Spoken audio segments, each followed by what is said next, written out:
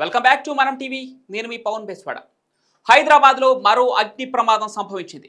చెత్రినాక పరిధిలోని బోయగూడలో ఒక భవనం 2వ అంతస్తులో ఈ ప్రమాదవశాత్తు మంటలు చెలరేగడంతో స్థానికులు తీవ్ర భయాందోళనకు గురయ్యారు.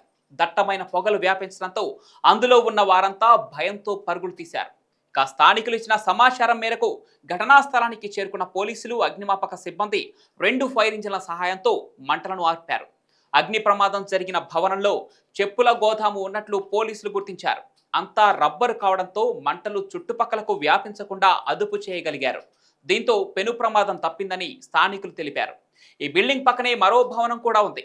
అగ్నిమాపక సిబ్బంది వెంటనే స్పందించడంతో ప్రమాదం తప్పిందని, ఆలస్యం అయ్యుంటే దీని తీవ్రత మరింత ఎక్కువగా ఉండేదని స్థానికులు చెబుతున్నారు. అయితే ఈ ప్రమాదంలో ఎవరికీ ఎలాంటి ప్రమాదం జరగకపోవడంతో అక్కడి వారు ఊపిరి పీల్చుకున్నారు. మంటలను అదుపులోకి తెచ్చిన అధికారులు ప్రమాదానికి గల కారణాలపై విచారణను మొదలుపెట్టారు.